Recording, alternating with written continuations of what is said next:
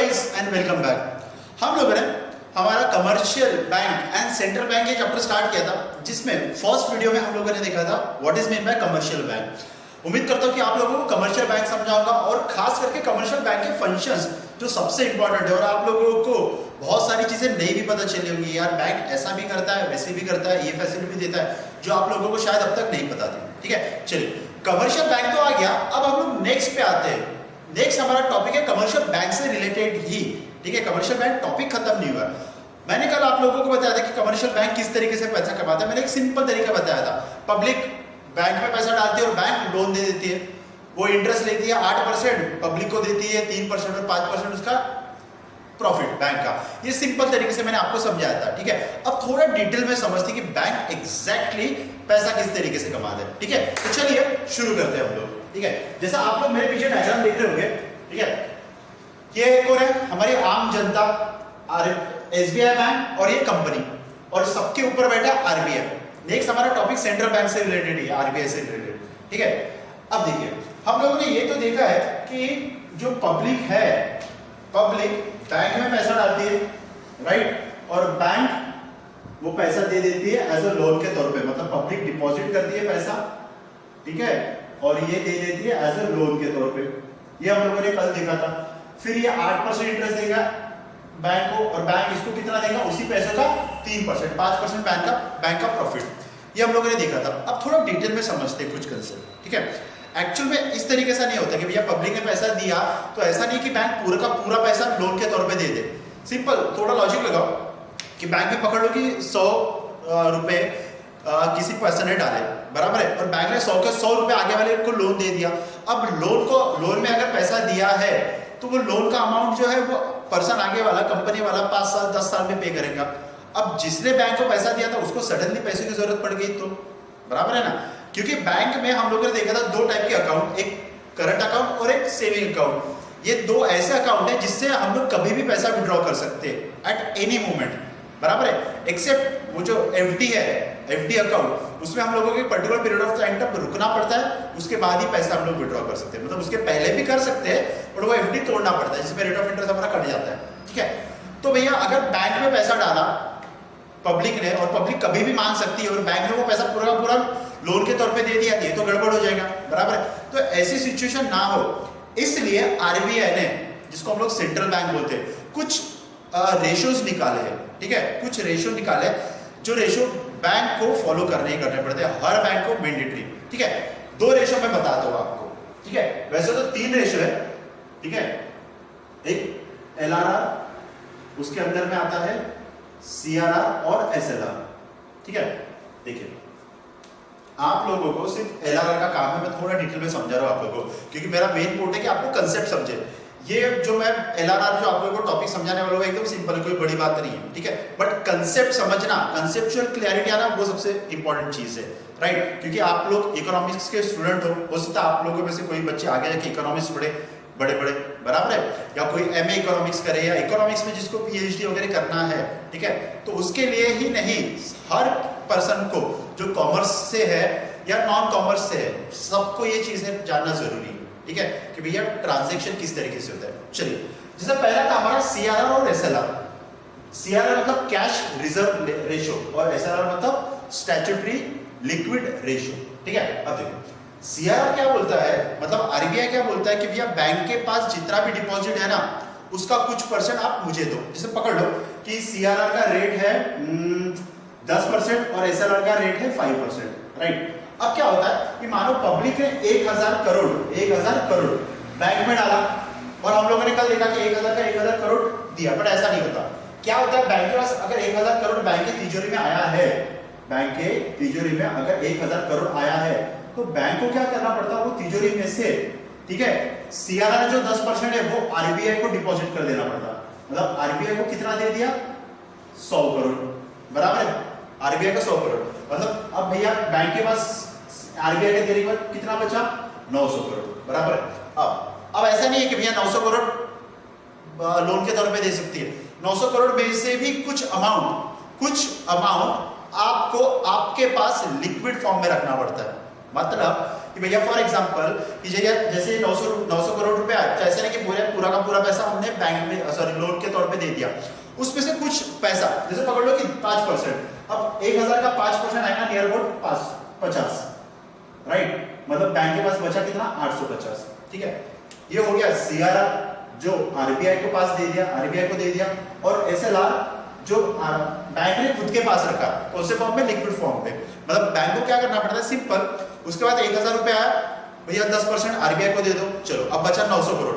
अब 900 करोड़ में से क्या करती है कि भैया 5%, मतलब ये हो गया नियर अबाउट 50 करोड़, 50 करोड़ का लिक्विड एसेट, मतलब भैया गोल्ड परचेस कर लिया, बॉन्ड परचेस कर लिया, शेयर परचेस कर लिया, ऐसे फॉर्म में बैंक को अपने पास ही रखना पड़ता है, अपने पास ही।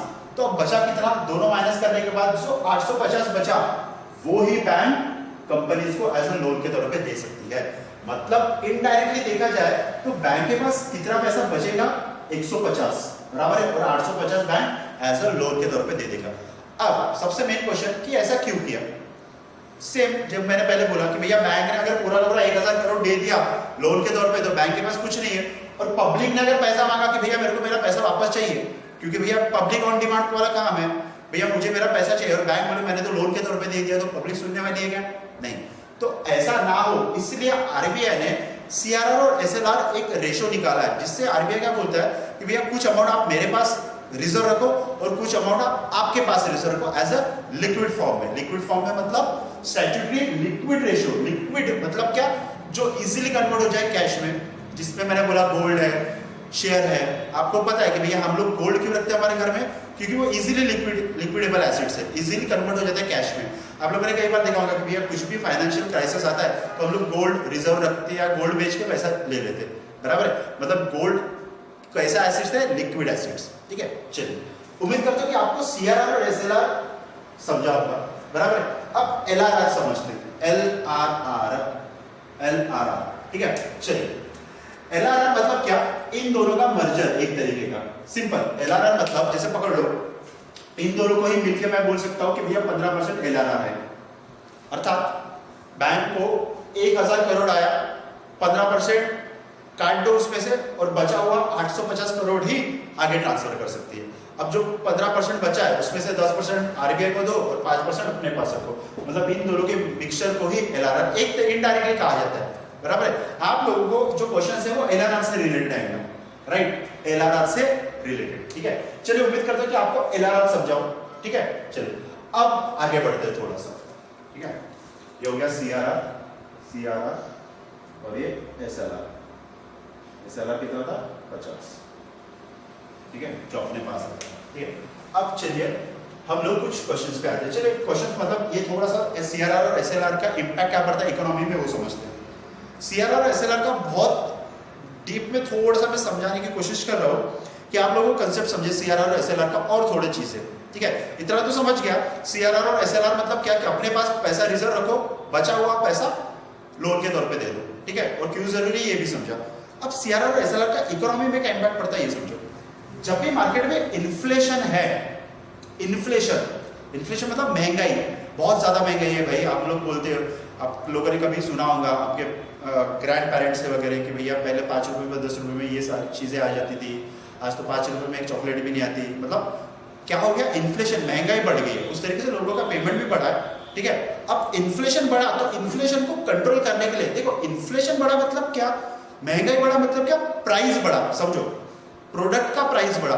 अब आरबीआई क्या करती है कि भैया प्रोडक्ट के प्राइस को, मतलब महंगाई को कम करना है। ऑब्वियसली कोई कंट्री नहीं चाहती महंगाई बढ़े, बराबर है, बट कुछ सरकमस्टांसेस ऐसे आ जाते हैं कि जिस वजह से महंगाई बढ़ जाती है। तो महंगाई को कंट्रोल किस तरीके से किया जाता है, मैं सिंपल आप लोगों को समझाता हूं, क्योंकि हमारा सीआरआर और एसएलआर से रिलेटेड है इसलिए, ठीक है। देखिए, महंगाई बढ़ी है मतलब प्राइस बहुत बढ़ा है मार्केट में, बराबर है, प्राइस कमोडिटी का बहुत बढ़ गया। तो ये क्या करती है, सीधा सीआरआर और एसएलआर का जो इंटरेस्ट है वो बढ़ा देती है। जैसे पकड़ लो कि पहले था 10 और 15%, अभी उन्होंने कर दिया 20% और पकड़ लो 10%, मतलब टोटल कितना 30%। मतलब सिंपल, अब बैंक को क्या करना है, 1000 करोड़ अगर उसके पास है तो 30% डिडक्ट कर दो और सिर्फ 770% ही आगे कैरी फॉरवर्ड करो एज अ लोन के तौर पे। अब भैया अगर बैंक कम लोन देंगी, सिंपल, क्योंकि पहले कितना लोन दे पाती थी 850, अब कितना लोन देंगी महंगाई की वजह से 700, बराबर है। तो भैया पैसा कम हो गया, पैसा कम देंगी मार्केट में, बराबर है। मतलब जो 150 करोड़ एक्स्ट्रा देता था उसके ऊपर बैंक को इंटरेस्ट मिलता था, अभी 150 करोड़ कम हो रहा है, तो बैंक क्या करती है, अपना नुकसान नहीं करती। बैंक के केस में क्या करते हैं, इंटरेस्ट बढ़ा देगा, क्योंकि भैया मेरे पास पैसा देने के लिए कम है, तो बैंक क्या करेगा, अपना इंटरेस्ट बढ़ा देगा। इंटरेस्ट बढ़ाने की वजह से देखो, इंटरेस्ट बढ़ा दिया बैंक ने, इंटरेस्ट बढ़ाने की वजह से क्या होगा कि लोग लोन लेना कम कर देंगे। ऑब्वियसली आप लोग देख रहे होंगे कि हाउसिंग लोन या कोई भी लोन का अगर रेट ऑफ इंटरेस्ट कम है ना तो लोग ज्यादा लेंगे, मतलब लगता है कि लोगों को अरे यार अभी ले लेना चाहिए, भैया रेट बहुत कम चल रहा है, बराबर है। लोन कम लेंगे, लोन कम लेंगे तो क्या होगा, मनी सप्लाई, मतलब मार्केट में जो भी पैसा है वो पैसा लोगों के पास आएगा नहीं, लोन के तौर पे पैसा आएगा नहीं, उसकी वजह से क्या हो जाएगा, डिमांड कम हो जाएगा प्रोडक्ट का, बराबर है। और डिमांड कम होने की वजह से क्या हो जाएगा, प्राइस भी इनडायरेक्टली कम हो जाएगा, राइट। मतलब देखा आपने क्या हुआ कि सीआरआर और एसएलआर के हेल्प से क्या किया कि भैया हमने प्राइस को कम करने के लिए सीआरआर और एसएलआर बढ़ा दिया, उसकी वजह से लोन कम हो गया, लोगों की डिमांड कम हो गई लोन की, बराबर है। लोगों की डिमांड कम हुई तो मार्केट में पैसा नहीं आ रहा, बराबर है, पैसा नहीं आ रहा तो भैया इनडायरेक्टली क्या हो रहा, प्राइस कम हो रही, बराबर है। अब दूसरा, अगर in case of economic growth, bank को इकोनॉमी की ग्रोथ करना है, मतलब सिंपल, कोई भी कंट्री ग्रोथ कब करती है, जब उसके इंडस्ट्री अच्छा खासा परफॉर्म करे। अब देखो चाइना और अमेरिका क्यों आज नंबर वर्ल्ड इकोनॉमी में आती है, बराबर है, क्योंकि उनके पास इंडस्ट्रियल पावर ज्यादा है, मतलब बहुत अच्छी इंडस्ट्री है, बहुत बढ़िया तरीके का मैन्युफैक्चरिंग करती है, आप लोगों को पता है। तो इंडिया को अगर इकोनॉमिक ग्रोथ चाहिए तो इंडिया क्या करेगा कि ज्यादा से ज्यादा लोगों को पैसा मिले लोन के लिए, तो क्या करेगा, उसके लिए सीआरआर और एसएलआर का रेट कम कर देगा। मतलब पहले जो 30% था, अभी क्या कर दिया उसने, सिंपल इसका 5% कर दिया और इसका 2%, बराबर है, मतलब कितना 7%, राइट। मतलब अब कितना मार्केट में पैसा दे सकती है वो 92%, मतलब कितना 920 करोड़, राइट। मार्केट में पैसा जाएगा, वो क्या करेगा, रेट ऑफ इंटरेस्ट कम कर देगा अपना, राइट, और लोन लोग ज्यादा लेंगे। अगर रेट ऑफ इंटरेस्ट कम है तो लोन लोग ज्यादा लेंगे, इसकी वजह से क्या होगा, मनी सप्लाई बढ़ जाएगा, मनी सप्लाई की वजह से डिमांड बढ़ जाएगा और डिमांड की वजह से फिर प्राइस भी बढ़ जाएगा, बराबर है। मतलब क्या होगा, इनडायरेक्टली इकोनॉमी की ग्रोथ हो रही है डिमांड बढ़ने की वजह से, राइट। ये सारा फर्क पड़ता है सीआरआर और एसएलआर का। उम्मीद करता हूँ कि सीआरआर एसएलआर आपको थोड़ा मैंने लंबा समझाया और थोड़ा काम का चाह इसलिए मैंने समझाया, ठीक है, क्योंकि रटने वाला काम नहीं है, थोड़ा समझना, वैसे पूछा नहीं जाता है बट थोड़ा नॉलेज के लिए मैंने आपको बताया, ठीक है। चलिए अब हम लोग आते हैं मनी क्रिएशन टॉपिक पे, जो हमारा आज का मेन टॉपिक है, money creation bye commercial bank, अर्थात बैंक किस तरीके से पैसा बनाती है। मनी क्रिएशन मतलब पैसा बनाना। अब देखिए क्या है यहाँ पे, क्या लिखा है, देखो, out of the total deposits, क्या total deposit held by the bank, it is legally compulsory for the bank to keep a certain fraction of their deposit as a reserve, which is known as LRR। मतलब bank के पास जितना भी deposit है उसमें से कुछ तो भी बैंक को रिजर्व रखना है, उसको LRR बोलते हैं। मतलब सीआरआर और एसएलआर के फॉर्म में रिजर्व रखो, सीआरआर आरबीआई को दे दो, एसएलआर अपने पास रखो, बराबर है, उसको बोलते हैं LRR, लीगल रिजर्व रेशियो, ठीक है। चलिए अब देखिए बैंक पैसा किस तरीके से कमाता है या पैसा मल्टीप्लाई किस तरीके से करता है, मल्टी क्रिएशन, ठीक है। अब देखो सिंपल, आपको दो अजम्पशंस लेके चलना है कि ये कंसेप्ट तभी काम में आता है जब आपको ये दो अजम्पशन लेके चलोगे। क्या, all bank are one unit, मतलब सिंपल, इंडिया में सिर्फ एक ही बैंक है RBI, all bank are one unit, मतलब एक ही बैंक है। मानो कि भैया इंडिया में ना पीएनबी है, ना एक्सिस है, ना कुछ है, ना कुछ है, एक टाइम पे था भी कि भैया एक ही बैंक है, एक ही बैंक है ऑल ओवर इंडिया में, ठीक है, हर किसी का अकाउंट उसमें। फिर ऑल मनी ट्रांजैक्शन, यहां लिखना money transaction through bank only, मतलब कोई भी पर्सन कैश में ट्रांजैक्शन नहीं करता है, हर कोई कैसा ट्रांजैक्शन करता है, बैंक से, जैसे यूपीआई से, बैंक टू बैंक ट्रांसफर, बराबर, पैसों का जरूरत ही नहीं है, ठीक है। चलिए अब देखते हैं, देखिए मान लो कि बैंक के पास 1000 करोड़ का डिपॉजिट आया, राइट, और एलआरआर है 20%, कितना 20%, मतलब कितना हो जाएगा इसका 200 करोड़, तो बैंक लोन के तौर पे कितना दे पाएंगी 800, बराबर है ना। लोन 1000 करोड़ का आया, बैंक के पास पैसा आया डिपॉजिट, उसमें से 20% काट देगी और 800 करोड़ लोन के तौर पे दे देगी। अब देखो लोन के तौर पे बैंक ने पैसा इंडस्ट्री को दिया या इंडिविजुअल को दिया, तो अब भैया वो कैश के फॉर्म में तो कन्वर्ट कर नहीं सकती, बराबर है। मतलब ऐसा नहीं कि भैया लोन के लिए पैसा मिला तो चलो भैया पैसा ला लो अपने घर में रखो, नहीं, इसने पैसा लिया, इसके बैंक अकाउंट में आया, इसके बैंक अकाउंट में आया पैसा, और इसने किसी दूसरे पर्सन से कुछ सामान परचेस किया, बराबर है, तो इसने इसको पेमेंट किया, इसके बैंक अकाउंट में आया 800 करोड़, इसने आगे वाले को पेमेंट किया, बराबर है, तो आगे वाले के बैंक अकाउंट में ऐड हो जाएगा, इसके बैंक अकाउंट से माइनस हो गया, इसके बैंक अकाउंट में ऐड हो जाएगा। मतलब इनडायरेक्टली वो पैसा घूम के कहाँ आया, बैंक के पास वापस। देखो क्योंकि एसबीआई बैंक है, पे किया इसने, फिर वापस आगे वाले पर्सन ने क्या किया, वो जो पैसा उसके पास आया वो फिर से बैंक में डाल दिया, बराबर है, मतलब घूम के फिर बैंक के पास आया। अब बैंक के पास 800 करोड़ आया नेक्स्ट मंथ में, उसमें से 200 पर 20% मतलब कितना हुआ ये 160 बैंक ने अपने पास रिजर्व रखा और 660 बैंक ने एज अ लोन के तौर पे दे दिया, बराबर है, फिर लोन के तौर पे दे दिया। फिर ये दूसरा पर्सन है जिसने आगे वाले पर्सन को पेमेंट किया, आगे वाले पर्सन ने वो पैसा अपने बैंक में डाला, फिर पैसा बैंक में आ गया घूम के, राइट। अब इसमें से फिर 20% 128, बराबर है, और ये कितना आएगा मेरे ख्याल से जो भी अमाउंट आता है, ठीक है, जो भी अमाउंट आएगा, ठीक है। अब भैया मतलब आप समझ रहे हो हो क्या रहा है, हो क्या रहा है, इसने इसको पैसा दिया फर्म को, फर्म ने दूसरे फर्म को दिया और वो फर्म ने फिर बैंक में डाला, बैंक फिर फर्म को, एक फर्म दूसरे फर्म को, फिर बैंक को, मतलब पैसा घूम रहा है इधर के उधर, उधर के उधर, इधर के उधर। मतलब ये जो है ये ऐसा ऐसा बढ़ते बढ़ते बढ़ते बढ़ते बढ़ते बढ़ते जाएगा। बट सवाल है कब तक, कब तक, इसके लिए एक फॉर्मूला लगाया है, मनी मल्टीप्लायर, बराबर है। मनी मल्टीप्लायर का फॉर्मूला है 1 डिवाइड बाय LRR, मतलब 1 डिवाइड बाय 20%। 20% मतलब सिंपल अगर मैं परसेंट हटा देता हूं तो 100 डिवाइड बाय 20 मतलब ये आएगा 5 टाइम्स। 5 टाइम्स मतलब क्या, 5 टाइम्स कि बैंक के पास जितना डिपॉजिट है इतना, ये चीज समझना, मनी मल्टीप्लायर 5 टाइम्स मतलब बैंक के पास इनिशियल स्टेज में जितना डिपॉजिट था ना, बैंक उसका 5 गुना पैसा क्रिएट करेगा, मतलब 1000 का कितना बनाएगा 5000 रुपए, बराबर है। फिर से समझना क्या बोला, मनी मल्टीप्लायर मतलब बैंक के पास जितना पैसा है इनिशियल स्टेज पे उसका कितना गुना बनाएंगे बैंक, 5 गुना। कैसा पता चला, ये फॉर्मूले से मनी मल्टीप्लायर का, ठीक है। तो मुझे बात बताओ, अब ये 20% है तो ये हो गया, अगर 10% रहा तो 100 डिवाइड बाय 10 मतलब ये कितना हो जाएगा 10 टाइम्स। इसका मतलब LRR ज्यादा रहना अच्छा है कि कम रहना, बैंक के लिए LRR कम रहना, सिंपल।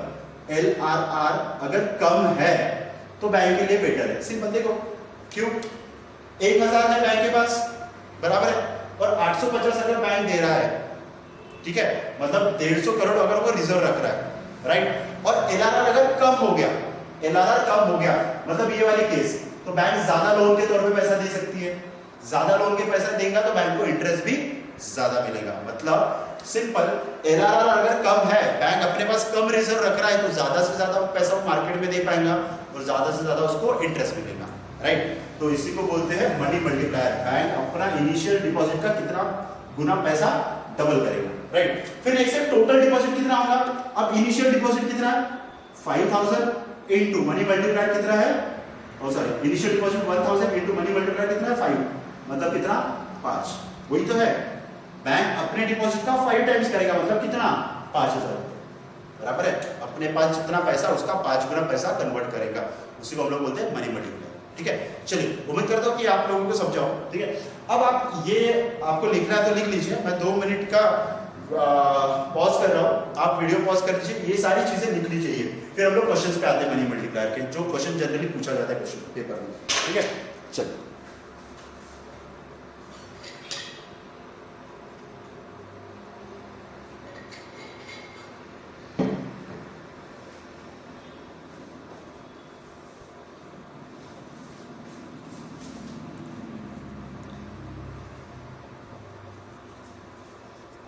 चलिए अब देखिए मैं मिटा रहा हूं ये वाली चीजें,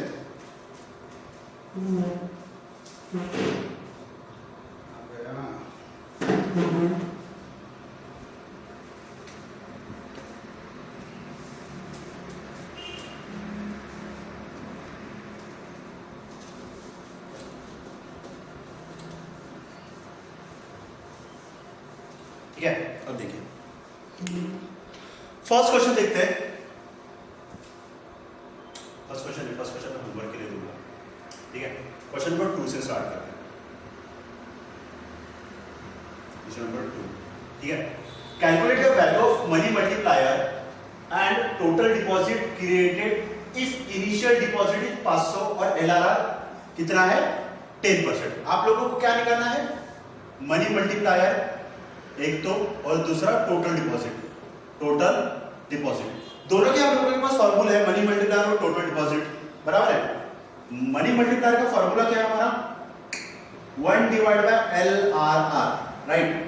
1 डिवाइड बाय LRR कितना है, कितना दिया 10%, बराबर है।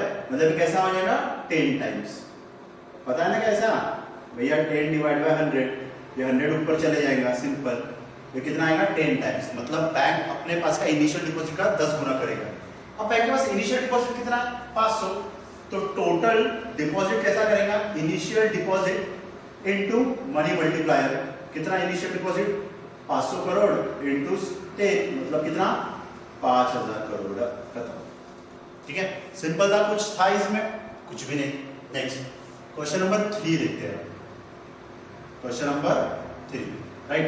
अब देखिए, if the total deposit created by commercial bank is 1200 crore, LRR है 25 करोड़, तो इनिशियल डिपॉजिट कितना, क्या दिया हम लोगों को, टोटल डिपॉजिट 12000, LRR कितना है 25%, तो हम लोगों को निकालना क्या है, इनिशियल डिपॉजिट कितना। इनिशियल डिपॉजिट के लिए हम लोग ये फॉर्मूला यूज कर सकते हैं, बराबर है, सिंपल। इनिशियल डिपॉजिट के लिए अगर हम लोग फॉर्मूला बना रहे हैं, इनिशियल डिपॉजिट क्या रहेगा, ठीक है, एक मिनट हम लोगों को निकालना है, इनिशियल डिपॉजिट ही निकालना है ना, हाँ इनिशियल डिपॉजिट, सिंपल। देखिए सबसे पहले टोटल डिपॉजिट हम लोगों को दिया है, और सबसे पहले हम लोग मनी मल्टीप्लायर निकाल देते, कितना आता मनी मल्टीप्लायर, 1 डिवाइड बाय 25%, ये मेरे ख्याल से 100 डिवाइड बाय 25 इक्वल टू आएगा 4 टाइम्स, राइट, 4 टाइम्स। ठीक है, अब नेक्स्ट क्या करना है हम लोगों को, इनिशियल डिपॉजिट निकालना है, तो टोटल डिपॉजिट का फॉर्मूला लगाओ, total deposit equal to initial deposit into money multiplier. Total deposit कितना है मेरा 12000, इनिशियल डिपॉजिट ही निकालना है, इनटू ये कितना है 4 टाइम्स, मतलब कितना आ जाएगा, simple, initial deposit equal to 12000 divide by 4, मतलब 3000, खत्म। कुछ था क्या इसमें, कुछ भी नहीं। ये ऐसे छोटे छोटे चिल्लर से क्वेश्चन आपको पूछे जा सकते हैं, ठीक है। चलिए, उम्मीद करता हूँ कि 2 क्वेश्चन एकदम सिंपल था, सबसे मेन था इसका कंसेप्ट समझना, क्वेश्चन एकदम सिंपल ही रहता है। अब क्वेश्चन नंबर 1 आप लोगों के लिए होमवर्क है, थोड़ा दिमाग लगाना, थोड़ा ट्रिकी है पर थोड़ा दिमाग लगाना, ठीक है। चलिए गाइस, उम्मीद करता हूँ कि आपको ये टॉपिक समझाओ। अब पार्ट 3 में हम लोग आएंगे इसका नेक्स्ट टॉपिक पे, जिसमें हम लोग पढ़ेंगे कमर्शियल बैंक, मतलब RBI के कुछ क्वेश्चन, ठीक है। चलिए गाइस, तब तक के लिए stay tuned and bye bye.